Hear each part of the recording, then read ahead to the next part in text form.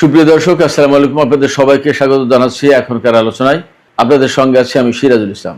দর্শক, ইরানের সর্বোচ্চ জাতীয় নিরাপত্তা পরিষদের প্রধান মহসিন রেজাই সুস্পষ্ট করে বলেছেন, ভবিষ্যৎ মধ্যপ্রাচ্যে আমেরিকার কোনো জায়গা নেই। অর্থাৎ আমেরিকাকে মধ্যপ্রাচ্য ছেড়ে চলে যেতেই হবে। এই কথা কার কাছে বলেছেন? এই কথা বলেছেন ইরাকের সুপ্রিম জুডিশিয়াল কাউন্সিলের প্রধান, তার সাথে বৈঠকে। এদিকে আমেরিকা গতকাল যে প্রলয়ঙ্কারী নিষেধাজ্ঞা আরোপ করেছে ইরানের বিরুদ্ধে, সেই নিষেধাজ্ঞা কার্যকর হবে কি হবে না তা মূলত ডিপেন্ড করছে চীনের উপরে। চীন যদি এই নিষেধাজ্ঞা মেনে চলে তাহলে এই নিষেধাজ্ঞা কার্যকর হবে, আর যদি চীন নিষেধাজ্ঞা না মানে তাহলে নিষেধাজ্ঞা কার্যকর হবে না। কারণ ইরানের তেলের শতকরা 90% প্রায় শুধু একা চীন কিনে নেয়। এখন এই চীন কি করবে? চীনের পক্ষ থেকে কিন্তু অলরেডি বক্তব্য চলে এসেছে। কি বলেছে চীন? তারা কি মানবে এই নিষেধাজ্ঞা? তারা কি মানবে?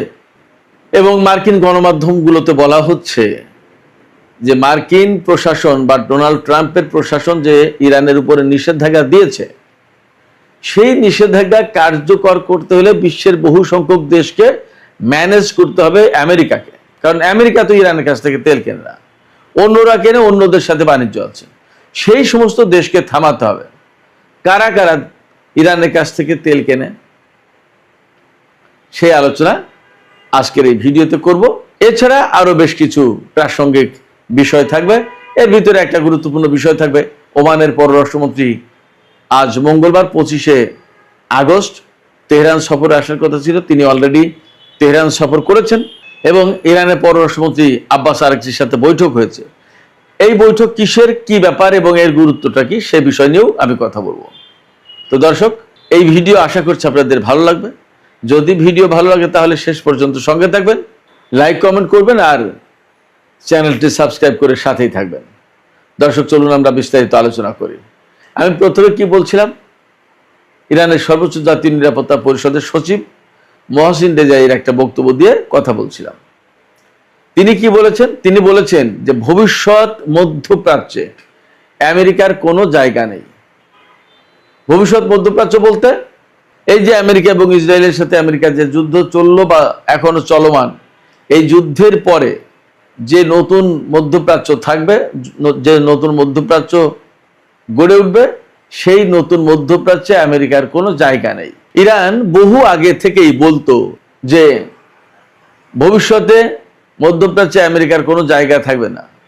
আপনাদের ছোটখাটো এই ভাই, এই বিশ্লেষক, আমি যে টুকটাক বিশ্লেষণ করি, আমিও বহু আগে থেকেই বলছি যে ভবিষ্যতে ইরান, চীন এবং রাশিয়ার যে বলয় গড়ে উঠবে, সেই বলয়ে তুরস্ক এবং পাকিস্তানের থাকার সম্ভাবনা আছে। এটা 2014-15 সালের দিকে আমি কলাম লিখেছিলাম। আমার আগে বাংলা ভাষায় এই রকম পরিষ্কার করে কোনো কেউ এই কলাম লেখেনি, এবং সম্ভবত ইংরেজিতেও আমি যেভাবে লিখেছি ইংরেজিতেও সেভাবে লেখেনি। আমি তো বাংলায় লিখেছি, ইংরেজি কলাম যারা লিখেছে তারাও আমার মতো করে একদম সুস্পষ্ট করে ক্যাটাগরিক্যাল কোনো বক্তব্য দেয়নি। আমি এখানে বিশেষ কোনো ক্রেডিট নিতে চাচ্ছি না। আমি যেটা বলতে চাইছি সেটা হচ্ছে এই যে এই ফোরকাস্টগুলো আসলে করা যাচ্ছিল অনেকগুলো কারণে। ভেতরে ভেতরে ইরান শক্তিশালী হয়ে উঠছিল, প্রযুক্তিগত দিক দিয়ে অনেক আধুনিক হচ্ছিল, প্লাস মধ্যপ্রাচ্যে তার যে সহযোগী ফোর্সগুলো গড়ে উঠছিল, এগুলোও গুরুত্বপূর্ণ ছিল। এর পাশাপাশি রাশিয়া এবং চীনের ভেতরে একটা তাড়না ছিল যে এককেন্দ্রিক যে বিশ্ব ব্যবস্থা গড়ে তুলেছে আমেরিকা, এই বিশ্ব ব্যবস্থার বিপরীতে নতুন ধরনের যদি বিশ্ব ব্যবস্থা গড়ে না তোলা যায় তাহলে তারাও আমেরিকার প্রভাবে হারিয়ে যাবে, তারাও ভালো কিছু করতে পারবে না। আর ইরান তো সেই বিপ্লবের পর থেকে মার্কিন বিরোধী বা সাম্রাজ্যবাদ বিরোধী ভূমিকা নিয়ে তো এগিয়ে যাচ্ছিলই। ফলে এই তিনটি দেশের চিন্তা চেতনা অনেকটা মিলে গেল। বিশেষ করে 2010-এর পর থেকে ধীরে ধীরে যে সমস্ত পরিবর্তনগুলো ঘটছিল মধ্যপ্রাচ্য কেন্দ্রিক, ইরান কেন্দ্রিক, পরমাণু কর্মসূচি কেন্দ্রিক, সেই সব জায়গা থেকে মোটামুটি ধারণা করা যাচ্ছিল যে আস্তে আস্তে চীন, রাশিয়া এবং ইরানের মধ্যে সম্পর্ক বাড়ছে এবং এই সম্পর্ক এক পর্যায়ে গিয়ে কৌশলগত সম্পর্কে পরিণত হবে। এক পর্যায়ে এই সম্পর্ক অত্যন্ত ঘনিষ্ঠ মিত্র দেশ হিসেবে এই তিন দেশকে একটা বলয়ে আনবে এবং তখন মধ্যপ্রাচ্যে আমেরিকার জন্য থাকা কঠিন হবে, আমেরিকার পা রাখার জায়গা থাকবে না। আমি ঠিক এই ল্যাঙ্গুয়েজে বলেছি কলামগুলোতে যে ভবিষ্যতে ইরান, রাশিয়া এবং চীন যদি এক বলয়ে আসতে পারে, তে আমেরিকার পা রাখার জায়গা থাকবে না মধ্যপ্রাচ্যে, এবং সেই বলয়ে থাকবে আরো কারা। আমি তাও বলে দিই, তখন বলেছিলাম যে কাতার থাকতে পারে, সিরিয়া থাকতে পারে, তুরস্ক তো থাকবে এবং ইরাক থাকবে। সিরিয়া তুরস্কের কারণে হয়তো থাকবে যদি যে শেপ পাচ্ছে, কিন্তু আমার বক্তব্য ছিল বাশার আল আসাদের সিরিয়া। যাই হোক, সেখানে রাজনৈতিক পরিবর্তনের পরে এখন অনেক কিছু ঘটে গেছে, বাট দেখা যাক তুরস্ক, ইসরায়েল, সিরিয়া কেন্দ্রিক যে সমস্ত ঘটনাগুলো এখন ঘটছে, এই সমস্ত ঘটনাকে কেন্দ্র করে আসলে সেখানকার পরিস্থিতি কোন দিকে যায় আমরা অপেক্ষা করি। এই যে মধ্যপ্রাচ্যের যে ভবিষ্যৎ গড়ে উঠতে যাচ্ছে আমেরিকার সাথে যুদ্ধের শেষে, আজ না হোক কাল, কাল না হোক পরশু তো যুদ্ধ শেষ হবেই। যুদ্ধ শেষ হওয়ার পর এখানে আমেরিকার আগের যে মাতব্বরী যে প্রভাব প্রতিপত্তি ছিল, এগুলো থাকবে না। এবং আমি আবারও বলি থাকবে না, এই কারণেই বলতে পারছি যে ইরান তার প্রভাব প্রতিপত্তি সামরিক সক্ষমতা নিয়ে তো বসে আছেই, পাশাপাশি আমেরিকার এই সামরিক শক্তির উপর যে মধ্যপ্রাচ্যের দেশগুলো নির্ভর করছে না, তার বড় প্রমাণ আমি আবারও বলি মক্কা চুক্তি। মক্কা চুক্তির মানেই হচ্ছে যে আমেরিকা তোমার আর দরকার নেই, তোমার নিরাপত্তা ব্যবস্থা আমাদেরকে সেভ করতে পারেনি, প্লিজ গো, তুমি এখান থেকে যাও, আমরা আমাদের মতো করে দেখি। এবং ইরানের কাছে যে আঞ্চলিক নিরাপত্তার ব্যাপারে আলোচনার প্রস্তাব দেওয়া হয়েছে তুরস্ক, পাকিস্তান এবং সৌদি আরবের পক্ষ থেকে, এই প্রস্তাব নিয়ে যখন আলোচনায় বসবে ইরান তাদের সাথে, তখন কিন্তু অনেক আলাপ আলোচনা হয়ে যাবে। তখন মধ্যপ্রাচ্যের নতুন একটা রূপ ধারণ করবে এই আলোচনাগুলো যদি ইতিবাচকভাবে এগিয়ে যায়। আর এই মক্কা চুক্তি, আমি আবারও বলি, মক্কা চুক্তি যেটা হয়েছে, এই মক্কা চুক্তি যদি ঠিক স্বাভাবিকভাবে সুন্দরভাবে এগিয়ে যায়, তাহলে এই মক্কা চুক্তিকে কেন্দ্র করে শুধু মধ্যপ্রাচ্যের ভূ রাজনীতির সমীকরণ না, দক্ষিণ পূর্ব এশিয়ার রাজনীতির সমীকরণ পাল্টে যাবে এবং তার সূত্র ধরে বিশ্বের অনেক কিছু পরিবর্তন হয়ে যাবে। এটা অনেক বড় ব্যাপার। তো এই সমস্ত যে বড় বড় পরিবর্তনগুলো ঘটবে, এই বড় বড় পরিবর্তনগুলো ঘটার পেছনে এই ইরানের সাথে আমেরিকা এবং ইসরায়েলের যুদ্ধ, এবং এখানে আমেরিকা আর ইসরায়েলের পরাজয়ের প্রশ্ন। তারা যদি চূড়ান্তভাবে পরাজিত হয়, তারা যদি এখান থেকে চলে যায়, অর্থাৎ আমেরিকা বিশেষ করে, তাহলে একদম সমস্ত সবকিছু পরিকল্পিত উপায়ে দ্রুত ঘটে যাবে। সেই জন্য মহসিন রেজাই বলছেন যে ভবিষ্যৎ মধ্যপ্রাচ্যে আমেরিকার কোনো স্থান নেই, সেখানে বরং ইরান আর ইরাক বিশেষ ঘনিষ্ঠ বন্ধু হবে, এবং এই দুটো শক্তি কিন্তু একটা গুরুত্বপূর্ণ ফ্যাক্টর হয়ে দাঁড়াবে। যেমন তুরস্ক, সৌদি আরব আর পাকিস্তান একটা ত্রিমুখী চুক্তি করলো, ইরাক, ইরান বা আরো কেউ কেউ মিলে কিন্তু এরকম চুক্তি করলেও করতে পারে, কিছু বলা যায় না। আর সবাই মিলে যদি মক্কা চুক্তিতে ঢুকে যায় এবং সেটা যদি কার্যকর শক্তিশালী জোট গঠন হয়, তাহলে সেটাই বরং বেশি ভালো হবে। দেখা যাক, আমরা অপেক্ষা করি কি করে তারা। এদিকে আমেরিকার পক্ষ থেকে গতকাল, অর্থাৎ বাংলাদেশ টাইম গতকাল সোমবার, যে প্রলয়ঙ্কারী নিষেধাজ্ঞা আরোপ করা হয়েছে ইরানের বিরুদ্ধে, আমেরিকা যেভাবে দাবি করছে, তাতে অনেকগুলো ব্যাপার এসে গেছে। মার্কিন অর্থমন্ত্রী স্কট বেসেন্ট তিনি বলেছেন, তিনি অনেকটা হুমকি দিয়ে বলেছেন যে এখন বিশ্বকে সিদ্ধান্ত নিতে হবে যে তারাই আমেরিকার পক্ষে নাকি ইরানের পক্ষে, অর্থাৎ হয় আমেরিকাকে বেছে নাও, না হয় ইরানকে বেছে নাও। তার মানে এখন আমেরিকার সামনে একমাত্র প্রধান শক্তি হচ্ছে বা প্রধান প্রতিদ্বন্দ্বী হচ্ছে ইরান। আপনারা কৌশলগত বিষয়টা বুঝতে পারছেন, খেয়াল করছেন কোথায় গেছে। আমেরিকার সামনে এই মুহূর্তে মূল প্রতিদ্বন্দ্বী ইরান। তোমরা হয় ইরানের পক্ষে, নইলে আমার পক্ষে। এই জায়গাটাই কে কি ভাববে, কে কি করবে। একটা সময় এটা নিয়ে খুব বিব্রত হওয়ার একটা ব্যাপার ছিল, কিন্তু এখন চীন কোনো বিব্রত বোধ করছে না। চীনের পররাষ্ট্র মন্ত্রণালয়ের মুখপাত্র লিন জিয়ান আজকে একদম সুস্পষ্ট করে বলেছে যে আমেরিকা এইভাবে হুমকি ধমকি দিতে পারে না। আমেরিকা এককভাবে, একতরফাভাবে কোনো দেশের উপর নিষেধাজ্ঞা আরোপ করতে পারে, এটা জাতিসংঘ বা আন্তর্জাতিক আইনের খেলাপ। ফলে চীন আমেরিকার এই নিষেধাজ্ঞা মেনে চলতে বাধ্য নয়।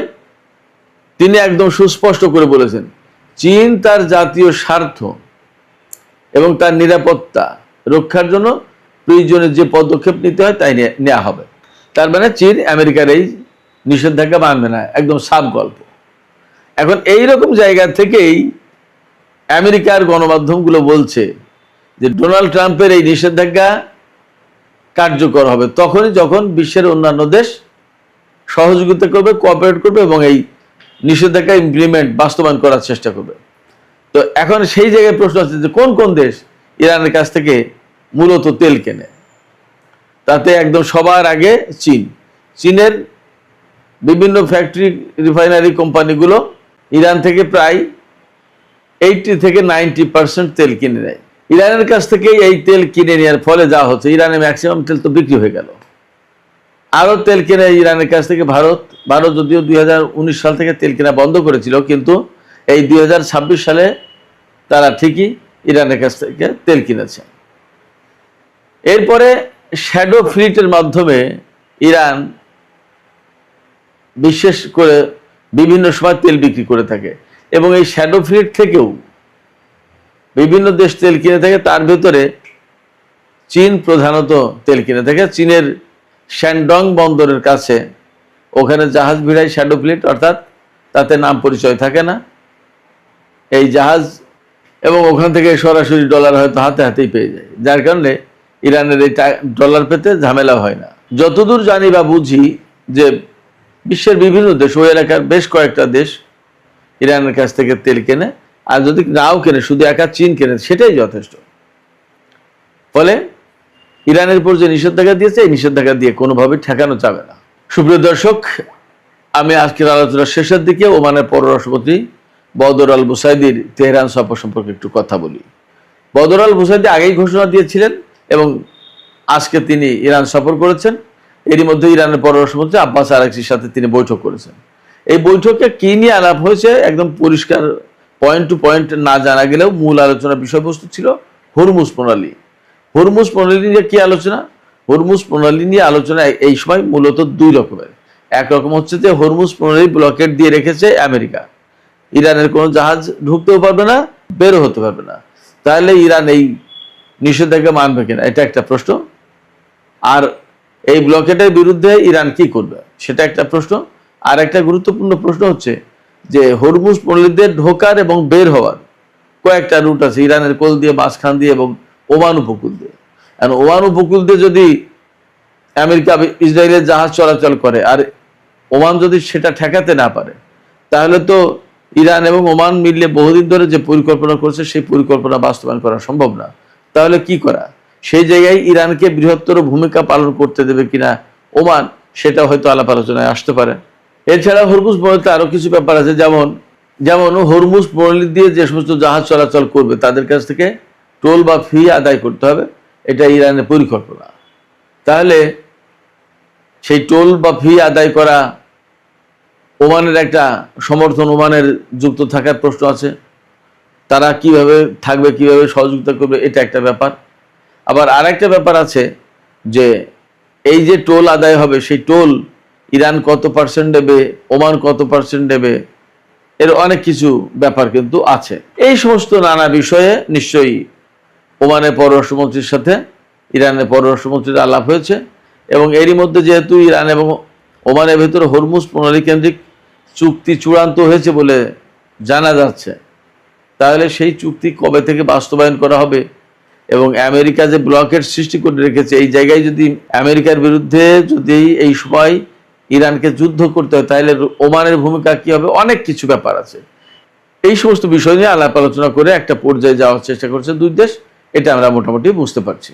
এখন এই দুই দেশের আলাপ আলোচনা কতটুকু সফল হলো এবং তারা কি ধরনের অবস্থান নিচ্ছে তার উপরে কিন্তু হরমুজ প্রণালীর অনেক কিছু নির্ভর করছে।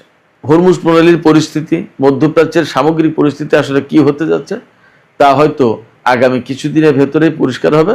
আমরা ততক্ষণ পর্যন্ত অপেক্ষায় থাকি। সুপ্রিয় দর্শক, এখনকার আলোচনা এখানে শেষ করছি। আলোচনা শেষ করার আগে আপনাদের কাছে জানতে চাই, চীন ঘোষণা দিয়েছে সুস্পষ্টভাবে যে তারা আমেরিকার নিষেধাজ্ঞা মানবে না। তারা কি তাদের এই অবস্থানে টিকে থাকতে পারবে নাকি মার্কিন চাপের কাছে তারা একসময় নতি স্বীকার করবে? আর ইরান যে বলছে ভবিষ্যৎ মধ্যপ্রাচ্যে আমেরিকার জায়গা নেই, তার মানে মধ্যপ্রাচ্য থেকে আমেরিকাকে চলে যেতে হবে, তাড়িয়ে দেবে। ইরান কি আসলে এতটা চাপ সৃষ্টি করতে পারবে মার্কিন সেনাবাহিনীর উপরে, যার কারণে তারা মধ্যপ্রাচ্য থেকে চলে যেতে বাধ্য হবে? দর্শক, আপনাদের মতামত জানিয়ে কমেন্টে লিখবেন, আর ভিডিও ভালো লাগলে লাইক কমেন্ট শেয়ার করবেন এবং চ্যানেলটি সাবস্ক্রাইব। দর্শক বন্ধুরা, আজ 26শে আগস্ট বুধবার, আর আজকের এই ভিডিওতে আমি আপনাদের শোনাবো 4টে বড় খবর। 1, আমেরিকার নিজের সেনেট থেকেই এখন বলা হয়েছে যে এই যুদ্ধ ইরান জিতে গেছে।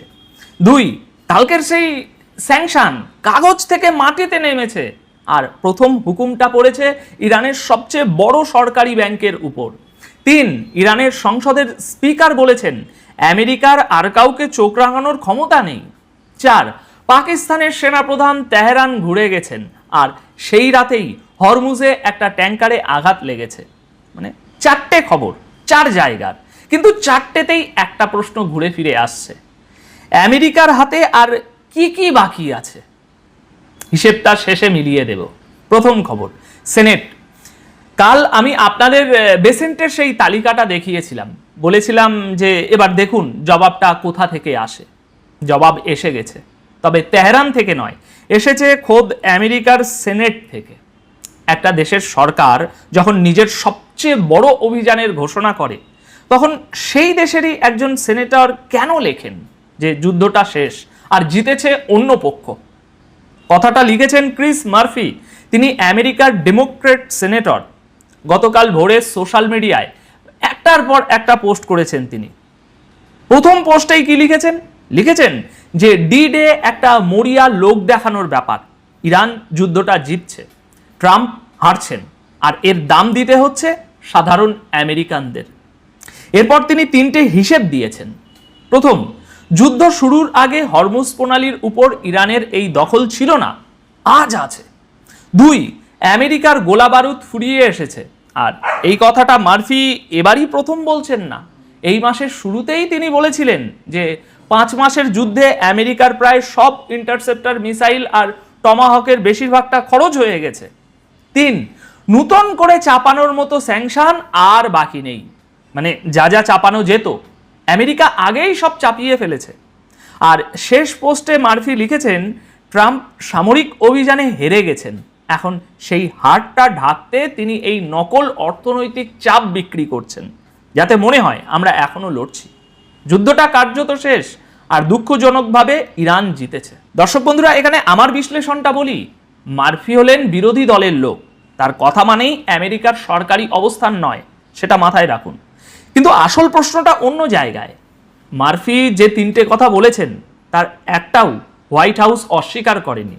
গোলা বারুদের কথা তো ট্রাম্প নিজেই স্বীকার করেছেন, তিনি বলেছিলেন যে কিছু অস্ত্রের ভান্ডারে একটু টান পড়েছে, আর পেন্টাগন সেই ভান্ডার ভরতে বাড়তি $67 বিলিয়ন চেয়ে বসে আছে।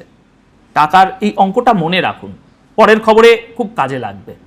এবার দেখুন ওই তালিকাটা কাগজ থেকে নেমে মাটিতে কি করেছে।